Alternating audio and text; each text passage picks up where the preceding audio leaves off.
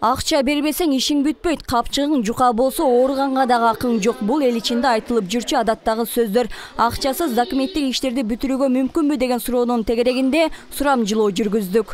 Коррупция менен иш кылбаган адам болбойт да. Бар да коррупция көп. Ашыкча көп турат.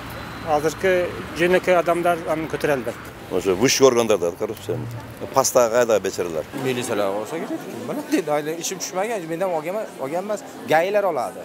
Кайсыл ишканага кирбеген коррупцияга жол жок деген ураан жазылган. Муну жетекчилер дагы ооздеки тастыктайт. Ошо болсок балдар ооруканасында ушул күнгө чейин бир дагы пара алуу окуясы катталбаптыр. Жок, булга чейин андай факты бизге эч ким мындай кайрылган жок. Ошондон сумал бизде мындай чара колдонгон жокпуз. Но бирок эгер мындай бизде катуу, ушу коррупцияга каршы катуу күрөш болот. Өлкө башчыда коррупциялашкан ишкана катары эсептеген мамлекеттик каттоо кызматына баш багып көрдүк. Бул жайда эч кандай сол чөтөккө кетчи ыкмадан чочулуунун кереги жок деп ишендирүүдө. Ооба, бул атайын ушу системага, ушу баягы антикоррупционный мероприятиясына кирген, баягы коррупционный проявление болбосун да, ушу коррупция каршы немеге эсептесе болот да.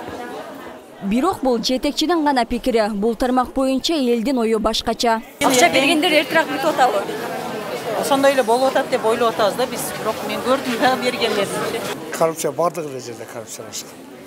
Азыр эми сабап тартылып калды, мурун аттаганыңды эле бергел деп чакырчу эле. Паракорчулук, коррупциялашкан иштерге тыюу салууга жыл сайын аракеттер көрүлөт. Бирок өлкөдөгү бир топ жооптуу кызматтар сурамжылоодо жыйынтыксыз иш алып барганы дайым болот. Өлкөдөгү жемкорлук токтобогон министрлердин айрымдарын атап өтөбүз. Мисалга бажы тармагы аткезчилик аркылуу бул сазга батканы жашыруун эмес. Жакында эле түшкө кирбеген акча менен колго түшкөнүн эске алганда транспорт жана жолдор министрлиги да чиелешкен коррупциянын башкы ордуна чыга алат. Билим берүү тармагы мыйзамсыз акча берүү жана алууларын токтото элек. Жогорку окуу жайлардан тарта бала бакчага чейин мындай көнүмүш адат унутта кала элек. Бул тармакта жакынкы күндө коррупциялык балчыктан али бере арылгыдай эмес. Элдердин ден соолугуна кам көргөн саламаттыкты сактоо министрлиги да бул илдеттен алыс эмес. Дары-дармек сатуу жана операция учурунда төрөт мезгилинде акча ала коймой адаттарынан кутулбай турат.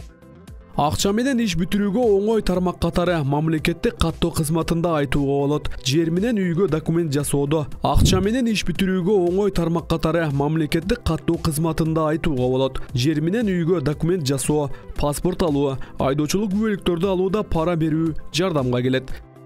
Мыйзамдын тактыгын сактап берүүчү Фемида өкүлдөрү. Бирок сот системасы да өлкөдөгү коррупциялашкан тармактардын катарында келет.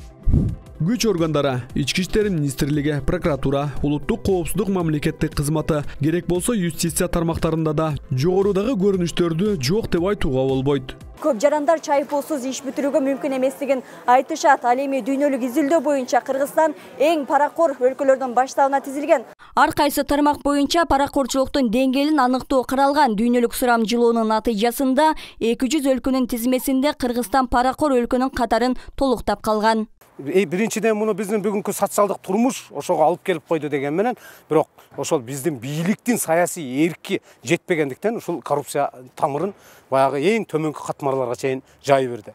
Мыйзамга ылайык пара берген дагы алганы дагы жоопко тартылат. Учурда бул берене менен кызматтык касташуу менен бири-бирине тузак коюп айыптап чыккан фактылар көбөйгөн. Келип турат комитетине акчаны кытып коет дагы, муну акча деп атат дагы, колунан сыныктарды алып ушуну акча чыгып атат деп атат. Эми бул жерде соттук териштирүүдө ар кандай жагдайлар болуп калып атат да. Мисалы акчанын колунан чыккан эмес, акча жерден чыккан болуп калып атат. Бул жерде подстава дагы болуп калышы мүмкүн да. Эл аралык Transparency уюму да өз баяндамасында Кыргызстанда соңку жылдары коррупциянын деңгээли бир кыйла өстү деген тыянагын чыгарган. Айтор Кыргызстан бул баткактан качан кутулат, азырынча так иштелип чыккан системалык күрөш байкала элек.